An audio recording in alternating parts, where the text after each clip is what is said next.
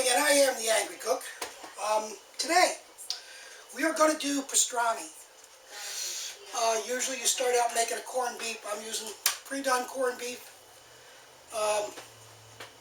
Someday we'll do a corned beef. I said that before. We're not going to do it now. I'm more interested in the final product than I am in the entire making process. So we have a 2 3/4 pound corned beef, which we're going to open up.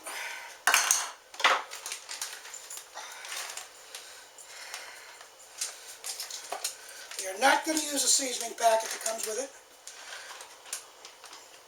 We are going to rinse this off a little bit and dry it. So that's the next step. We're going to check it while we're drying it for excess fat. You don't want a lot of fat on this. A little bit's good for flavor, but a lot of fat is not good.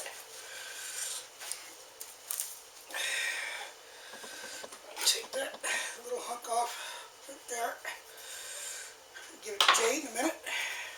She heard that. We'll take that hunk off. Give it to Jade. And she's very excited because she's heard her name twice in association with food. Look for silver skin. You want to get rid of any silver skin that's on there.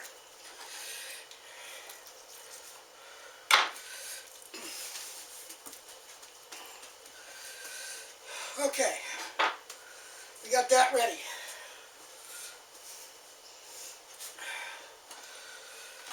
So, we're going to use about a 1/4 cup of coriander seed.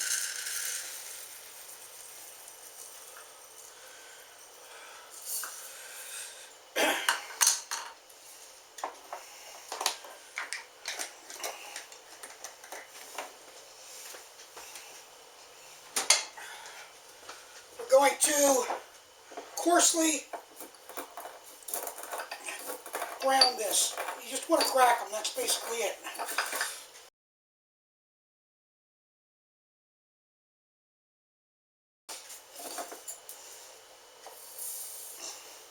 We're going to do some mustard seed. Again, about a 1/4 pound. McCormick all of a sudden has decided to put their lids on for bodybuilders, so you can't get them open. That's not the right way to do that. So, McCormick, if you're listening, and you're not, loosen up on that lid a little bit, huh?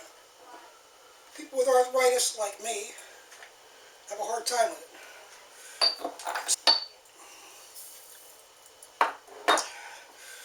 We're going to add about a teaspoon of onion powder.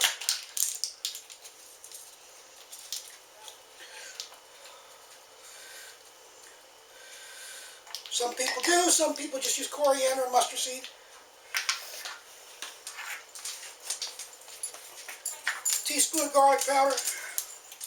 Again, some do, some don't. Some use mustard powder also, and coriander powder also. I'm not going to. We're going to mix.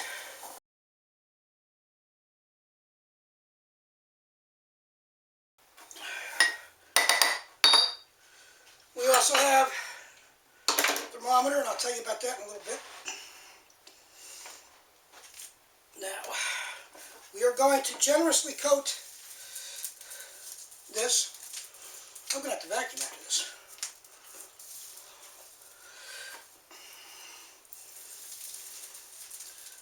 Holy crap.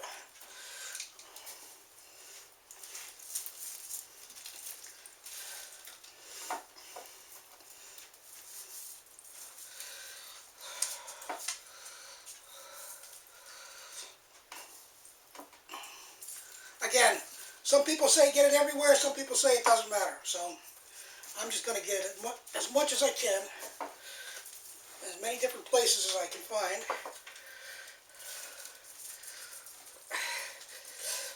Pat it down nicely.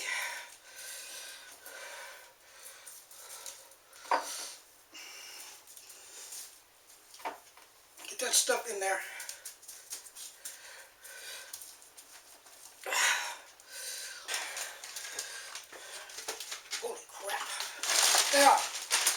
a small smoking container, smoke container. So I'm going to put a couple of chunks in there. I usually wet these, sometimes I don't. I'm not going to do it this time. Heavy duty foil. And you're going to double this up.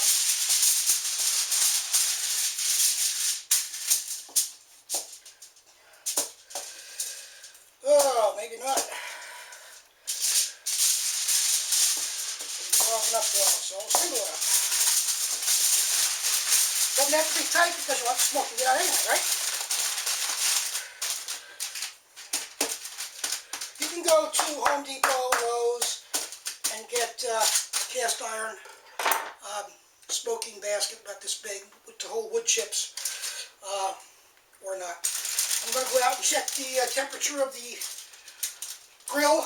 The grill set for about 225. I'll be right back. Okay, I took a grate out. I set the wood right on top of the grate, right on top of the shields for the fire to get them nice and warm. We're going to be installing our thermometer.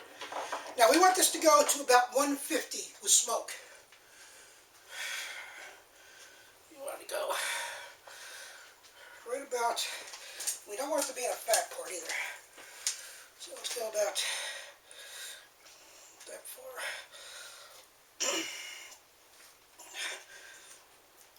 Okay.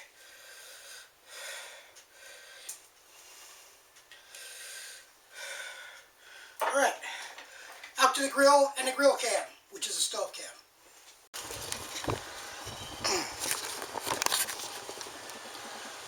All right, we've hit about 147, just hit 148. We're just about at the plateau of 150. Smoked meat tends to sit there for quite a while till it moves on. So we're going to pull this baby off and wrap it, and wrap it in foil and stick it back on here and let it go the rest of the way. And that's what we're going to do. We'll be back with you in a second. Okay, here we are.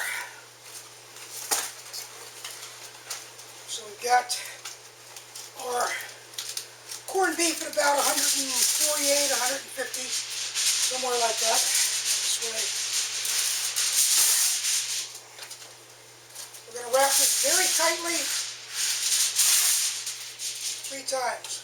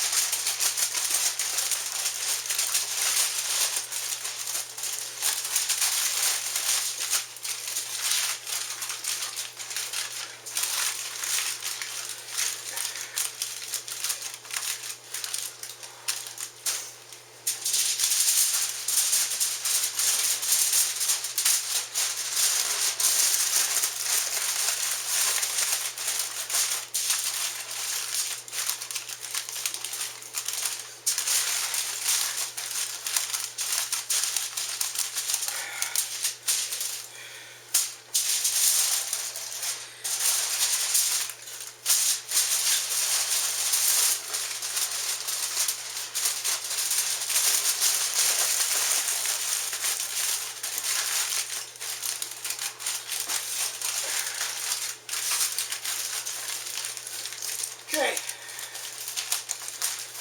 we'll turn it upside down. We're going to reinsert our probe. Somewhere about there. Now we're going for 205 degrees. So now we're going to take it back out to the grill. So we're pretty good temperature-wise. And we're going to throw that bad boy right back in there. About 143 internal, it says. No more smoke. Not going to get in there anyway. So now we're just going to sit back and wait until that reads 205. It's been about 2 hours, a little bit more than that for a 2 3/4 pound corned beef, so that gives you an idea to gauge accordingly. See you in a little bit. And there it is, 205. Just a touch over 9 hours since we started this little episode. We'll be right back. And here we are. Leave that glove on, I think. Take the probe out. Let's see what damage we wrought here, huh? A little concerned about that juice, personally. Do not, under any circumstances, lose that juice. That's just a touch on the warm side. Let's get these back on.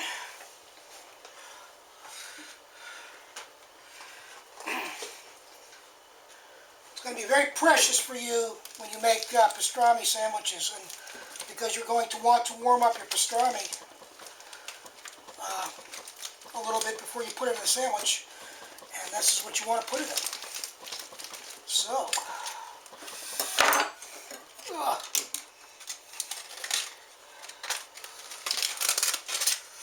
first layer.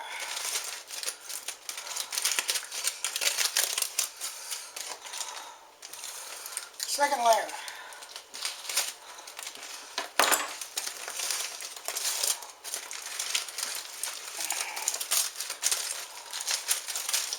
So excited. Third layer.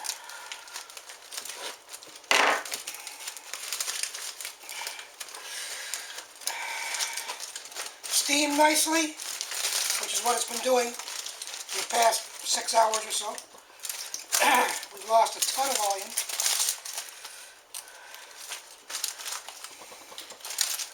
But we picked up all that goodness. Now we got to figure out how to pick it up.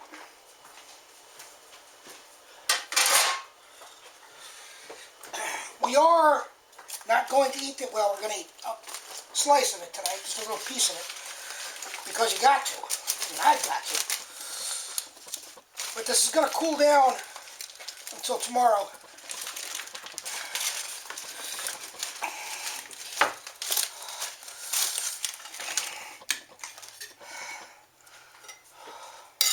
But I gotta have a taste of this. Let's see where the grain is. I just want just a little touch. Look at how tender that is. Holy crap.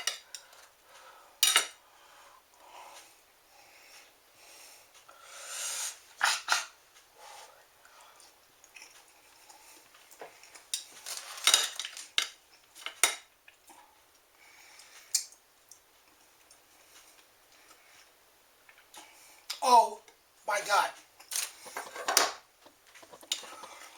Pastrami.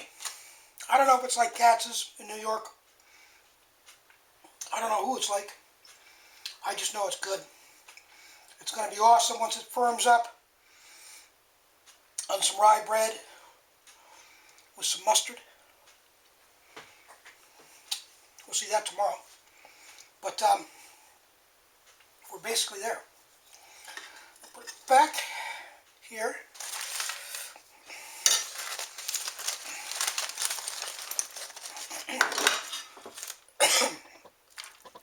Pour that loveliness back in it.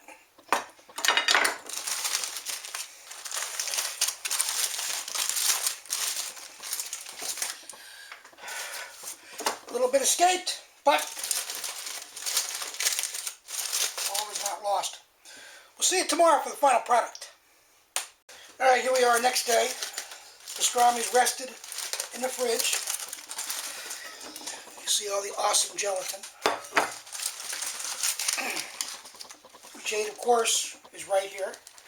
naturally, because there's food involved. Meat.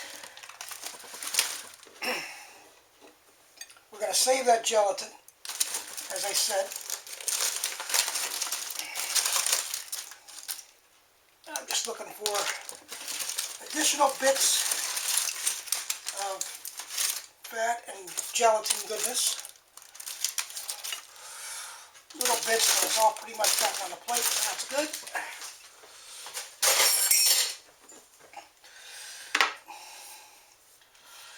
Some of the things I learned in my first expedition into pastrami. When you're smoking on a grill and not a smoker,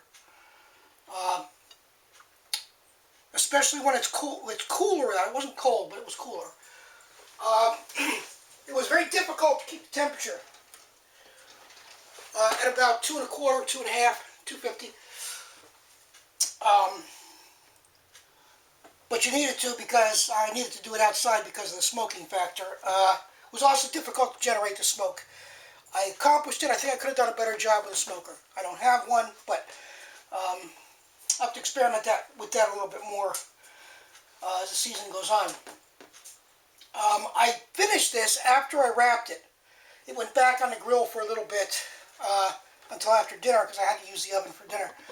Then I brought it in and put it on 250 in the oven. And from the time I brought it in, which was about 5 o'clock, it took about 2 1/2 hours from 155 or so up to 205. It spent about 3 hours out there without raising the temperature more than a couple of degrees. So the cold was a factor in that. So save propane, stick it in the oven after you're done smoking, and it will save propane, save charcoal. You get a much steadier temperature. Grinding. I could have done a better job grinding the coriander and mustard seed. Next time when I do it, I'm going to do this again. This is just awesome. I'll put those in either a food grinder or a processor, which I don't have, or a small coffee grinder, which I'm going to get at one of the thrift stores around here, just for that type of deal. I think it'll make a difference in the coating. Also, when you're dealing with wood, my Angry Cook shirt now has a hole in it from one of the sparks. So, a small price to pay, I think, for awesomeness. What we're going to do, and this is going to my son, most of it, some of it, no, not most of it, some of it, is going to my son, the rest is going to me. So we're going to slice this thinly. This is pastrami, and if you like pastrami sandwiches, this fat, when it's warmed up, is nothing but flavor. Awesome flavor. Don't throw it out.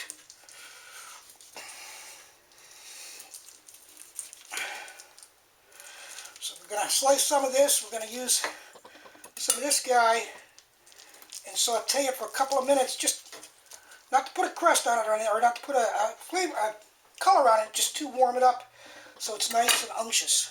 So we'll be back in a minute with that.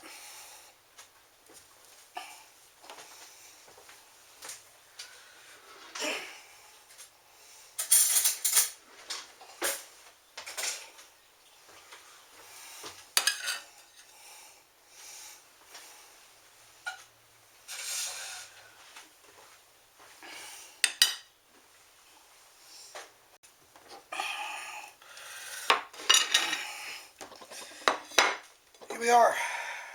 I should have made a sandwich out of it warm last night. It's a little difficult to cut when it's warm like that, but this should make up for it.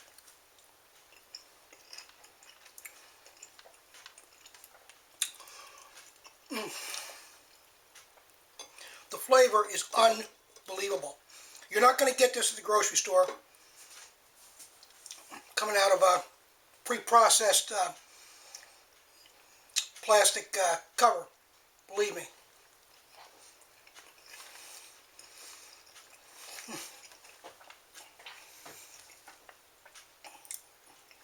It's a lot of work. It's a lot of time. It's not a lot of work. It's a lot of time. but God, it's worth it. We'll see you next time. Thanks for stopping by.